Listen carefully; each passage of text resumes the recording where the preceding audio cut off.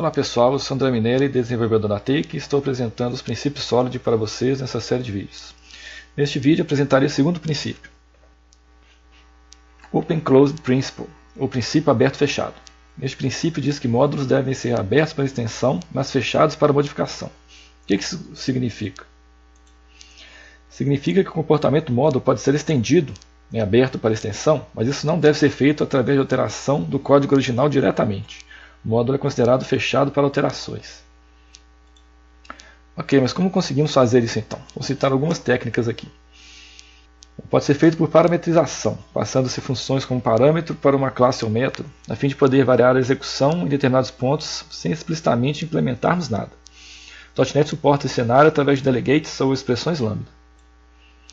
Outra maneira é através de herança, bem típico de linguagens orientadas a objeto. Ao permitir que determinados métodos possam ser sobrescritos, estamos permitindo a extensão sem que seja preciso alterar a classe pai. O Design Pattern Template Method é uma boa referência aqui. Outra maneira mais desacoplada é através da utilização de eventos. Sempre que alguma ação importante ocorre, o código deve sinalizar isto para outros interessados, enviando uma mensagem. Essa mensagem pode inclusive influenciar o comportamento posterior do código original que disparou o evento. É uma técnica bastante interessante, tanto que o C# possui suporte nativo para isso. Pode ser bastante melhorado aplicando-se os Design Patterns Mediator, Observer ou Command, sendo que existem bibliotecas prontas para facilitar esses casos de uso. Um recurso específico do .NET a partir da versão 3 são os métodos de extensão. Podemos adicionar novos métodos a uma classe qualquer, definindo um método estático especial que dará acesso a todos os membros públicos de uma instância da classe estendida. Interessante que podemos estender qualquer classe, sem necessidade de ter acesso ao código original, inclusive bibliotecas, classes do código fonte original. Podemos pensar no método de extensão do .NET como uma forma parcial de um recurso conhecido como mixin, que é a capacidade de adicionar novos métodos a uma classe sem usar herança ou alteração direta, apenas referenciando o mixin na classe que será estendida.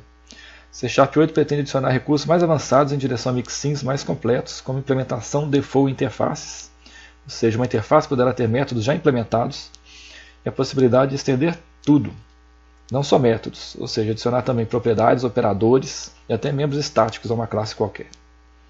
Outra técnica é o AOP, o Aspect Oriented Programming, técnica de modularização, onde adicionamos comportamentos a determinados pontos do código, geralmente utilizando atributos, no caso do .NET, ou anotações das linguagens como Java. Esses atributos descrevem o comportamento que será aplicado e, em geral, necessitam de bibliotecas especializadas para a geração do código em tempo de compilação. Exemplos são o FOD e o PostShare. Ou mais recentemente, com o uso do Roslyn também, plataforma de serviço de compilação do .NET. Alguns frameworks como o ASP.NET têm bootings recursos no seu próprio pipeline, os action filters do ASP.NET, o que também é uma técnica interessante de ser implementada em outras bibliotecas. Por fim, a técnica preferencial, na minha opinião, é através de composição, ou seja, em vez de a classe ou método executar determinadas tarefas, elas são delegadas a instâncias de outras classes. Dessa forma, podemos estender ou alterar o comportamento substituindo as instâncias utilizadas nessa delegação de tarefas. São bastante alinhados com os Design Pattern Strategy, Decorator e Chain of Responsibility. Utilizando esse princípio, o que a gente tem como benefício então? Temos ocorrência de bugs apenas em código novo. Uma vez que as classes são fechadas para alteração, não há risco de introduzir bugs novos a elas. E de forma geral, temos baixo acoplamento do código. Ao não adicionar novas responsabilidades ou comportamentos diretamente a uma classe existente, não aumentamos seu conhecimento sobre outras classes, o que invariavelmente acontece ao adicionarmos comportamentos. E assim também mantemos a coesão, já que o código existente não desviará seu foco com outros problemas a serem resolvidos. E quais os problemas que encontramos com esse princípio? A principal é que é necessário um planejamento ou modelagem antecipada. Você precisa escolher alguma daquelas técnicas que eu falei anteriormente e preparar seu código para as possíveis alterações de comportamentos que poderão ocorrer. Uma dica, a menos que você saiba exatamente o que ou onde poderão ser necessárias extensões, não tente antecipar problemas e criar inúmeros pontos de extensão. Salvo o caso de bibliotecas de uso geral, que serão muito mais úteis se já tiverem pontos de extensão bem definidos, é melhor esperar as mudanças surgirem para então definir a técnica e as alterações. Assim a gente consegue entender melhor o contexto e fazer uma opção melhor de técnica e modelagem para fazer as extensões necessárias para adicionar essas responsabilidades. Para a demonstração do código então, vamos lá. Vou iniciar a demonstração a partir do código do ETL Processor que obtivemos ao final da demonstração do SRP, com a classe StackETL Processor. encapsulando todo o processo de extração e carga dos dados. Mas agora recebemos um novo requisito para implementar. O usuário quer ver o total de registros processados. Uma abordagem direta para resolver o problema seria alterar o método execute do ETL_processor e adicionar um contador. Aqui o problema foi resolvido então com poucas linhas. Adicionamos um contador, incrementamos o contador cada vez que é carregado uma conta e apresentamos ao final a quantidade de registros inseridos. Mais uma vez, não há nenhum grande problema em fazermos dessa forma. Mas como sabemos, os usuários nunca estão contentes. Provavelmente podem querer que este registro seja feito de uma outra forma que não o console.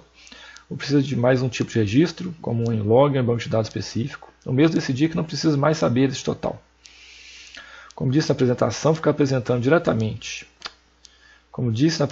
ficar alterando diretamente um código estável traz a chance de introduzir bugs, além de possivelmente introduzir violações ao princípio de responsabilidade única. No nosso caso, claramente o ETL_processor não tem a responsabilidade de escrever no console especificamente o resultado do seu processamento. Vou mostrar então possíveis soluções para implementar o novo requisito aplicando as técnicas de OCP que mencionei.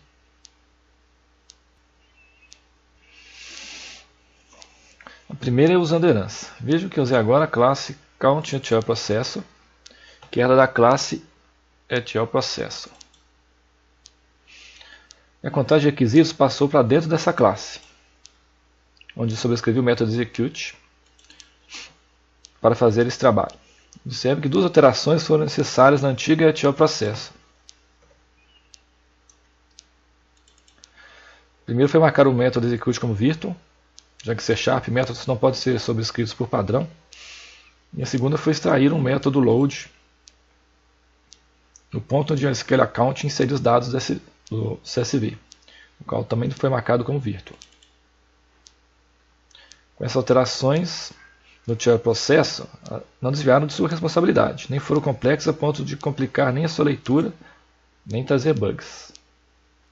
Mas me permitiu, através da herança, estender o comportamento do processo de ETL. Outra solução seria usando eventos. Dessa vez a alteração no ETL_processor foi a inclusão da declaração do evento accountLoaded, usando a sintaxe adequada do C#. Esse evento será disparado sempre que uma nova conta for inserida.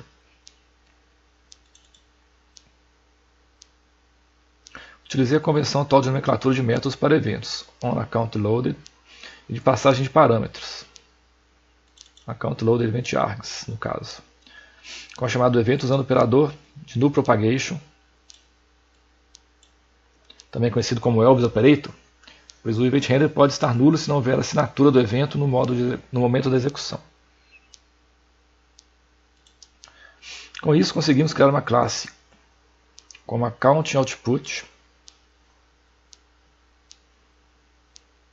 que recebe o ETL_processor no seu construtor, e seu único método público, que achei também por bem ser chamado execute, inicializa o contador de registros.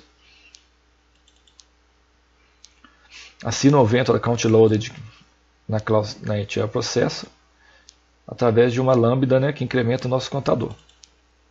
E por fim, após executar o execute original, escreve na saída a apresentação do resultado de registros inseridos. Bem tranquilo, limpo e desacoplado, mantendo cada classe com sua responsabilidade. Como poderíamos ter o mesmo requisito implementado usando o método extensão? Na verdade, vou precisar também da técnica de parametrização para tornar isso possível. Imagine que seja interessante validar se uma conta extraída seja válida antes de ser inserida no banco de dados. A validação em si não é responsabilidade do ETL_processor, por isso vamos delegar esta etapa. Adicionei a propriedade validateBeforeLoad, uma action de accountData. Isso quer dizer que a propriedade é, na verdade, um método com um único parâmetro do tipo accountData, que não retorna nada. Essa propriedade é inicializada no construtor, com uma expressão lambda que não faz nada, para evitarmos ter que verificar se a propriedade é nula.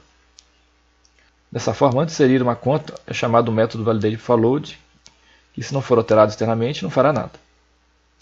Feito isso, basta criar um método de extensão executeAccount. Ele estende a classe ETL_processor, adicionando o contador e alterando a propriedade validateBeforeLoad como a lambda que incrementa o contador.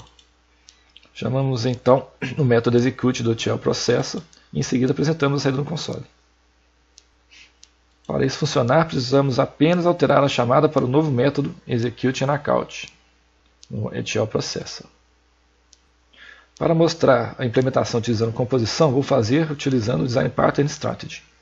Vamos estabelecer que reportar o andamento do processo de carga é uma responsabilidade importante do ETL Processor.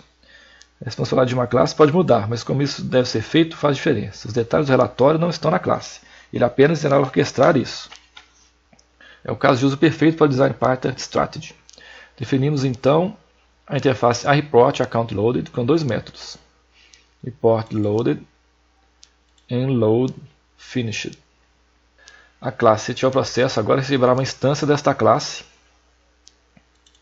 no seu construtor. Vejam que para não quebrar os clientes na versão anterior no construtor, mantive a assinatura com dois parâmetros que delega a criação para o construtor com três parâmetros, mas passando um null reporter. Este é um objeto que utiliza o padrão chamado nullObject, uma implementação que não faz nada, usada apenas para evitar null checks em pontos onde uma instância deveria existir. Claro que o Elvis Operator simplifica bastante a verificação de nulos atualmente, mas achei interessante mencionar essa possibilidade de modelagem. Usamos então o reporter do ETL Processor nos pontos onde a informação de andamento do processo ocorre. Nas linhas 39, logo depois de fazer a carga de uma conta, e ao final, quando há o commit com sucesso. Para fazer a saída no console, criei a classe consoleReporter com o contador e a saída do resultado ao final. Para tudo funcionar, basta utilizar o novo construtor, passando uma instância do nosso consoleReporter.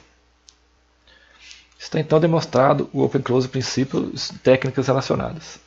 Minha sugestão, mais uma vez, é sempre proceder da forma que mostrei, avaliar como as possíveis alterações se enquadram nas responsabilidades das classes existentes. A partir disso, definir a melhor forma de instrumentar as classes para permitir sua extensão, sem necessariamente adicionar responsabilidades muito grandes ou diversas de seu objetivo diretamente dentro delas. Então, até o próximo princípio.